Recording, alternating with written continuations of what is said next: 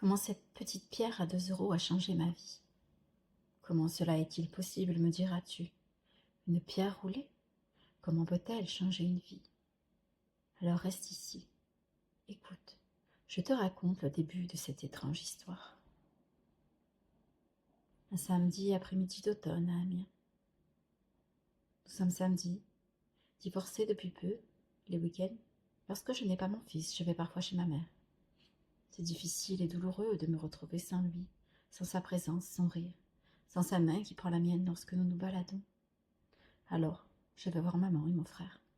Cela n'apaise pas mon cœur qui saigne, mais je ressens comme un petit baume, un peu apaisant. Elle me comprend. Elle est déjà passée par là. Ce jour-là, le soleil illumine les pavés derrière la cathédrale. Je flâne, sans but précis. Je déambule dans une rue que je ne connais pas. Je ne sais même pas pourquoi je passe par là. Elle semble vide. Et là, cette petite boutique, une vitrine remplie de pierres qui scintillent, d'oracles, de pendules. Quelque chose m'attire, une force douce mais insistante. Il est vrai que depuis mon divorce, je redonne de l'importance aux énergies subtiles qui m'entourent. Alors, j'entre. Je me rappelle encore de l'odeur agréable de l'encens, de ce silence apaisant, presque rassurant, tel un sanctuaire mystérieux. Mes yeux se posent immédiatement sur elle, une petite pierre noire, roulée, brillante, une obsidienne. Je n'ai jamais entendu ce nom, je ne connais pas, mais je l'aime déjà. Je ne sais pas pourquoi, mais je dois l'avoir. 2 €. Juste 2 €. La dame derrière le comptoir me regarde, cheveux blonds, tirant sur le gris, regard perçant. Médium. Elle parle aux défunts. Ironiquement, c'est l'un de mes dons que je déteste et redoute le plus. D'ailleurs, à l'heure de cet enregistrement, ce n'est toujours pas mon préféré. Je le fuis chaque jour.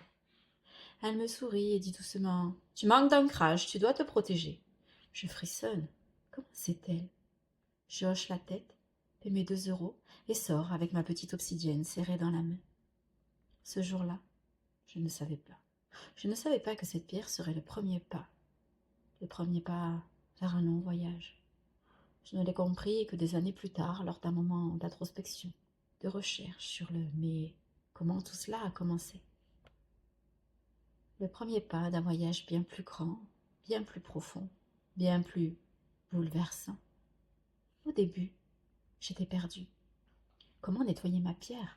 Ok, de l'eau salée, de la fumée, mais pourquoi? La Vierge cartésienne en moi aimerait bien comprendre. Ma lune en Capricorne semble d'accord avec elle et mon ascendant Bélier veut juste constater que, ok, ce n'est qu'une pierre qui ne sert à rien, qu'on le découvre vite et que l'on passe à autre chose.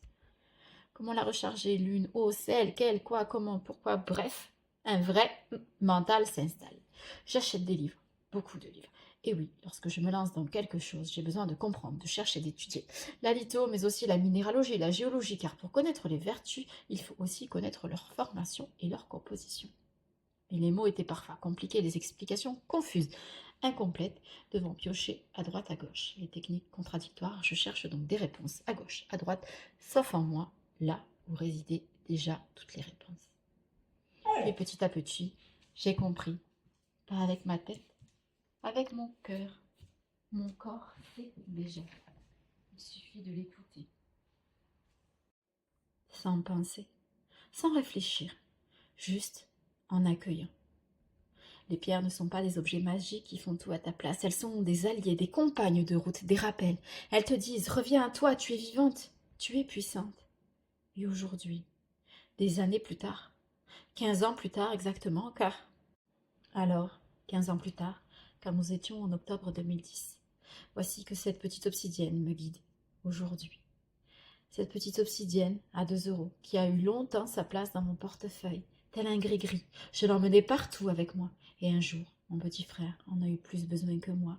Alors, dans un geste d'amour, je lui ai offerte, transmise, comme un trésor rempli de savoir que seuls les anges connaissent. Mais cette petite pierre m'avait guidée vers d'autres pierres, vers d'autres guidances, vers d'autres versions de moi-même, subtilement, sans éveiller le moindre soupçon. Elle fut le premier pas de ma renaissance. Sans m'en rendre compte, elle m'avait mené vers un chemin de retour vers moi. Que de changements!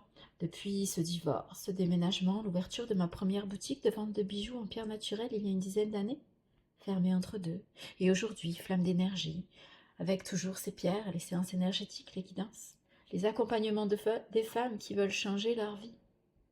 Et ce guide que j'aurais voulu avoir il y a quelques années, ce guide simple, sans mots compliqués, sans blabla ésotérique, juste un petit guide pour toi. Toi qui es peut-être perdu, en quête de sens. Toi qui veux peut-être retrouver qui tu es vraiment ou simplement découvrir la lithothérapie sans prise de tête. Faire ce premier pas. Ce n'est pas parce qu'une pierre est magique, non. C'est juste parce que c'est un premier pas. Un premier pas vers toi, peut-être vers ta renaissance et même peut-être vers ta vraie vie, ta vraie toi. Moi, cette petite pierre d'obsidienne à 2 € m'a sauvée. Pas parce qu'elle était magique, mais parce qu'elle m'a rappelé que j'existais, que j'avais le droit de prendre soin de moi, que je méritais de renaître et de redevenir qui je suis vraiment, au fond de moi. Et toi, dis-moi, quelle sera ta pierre? Quel sera le premier pas de ton voyage? Si tu es prête à renaître, faire un premier pas dans le monde des minéraux, un guide sans blabla, sans chichi, si tu sens que c'est le moment pour toi, je te laisse le lien Amazon.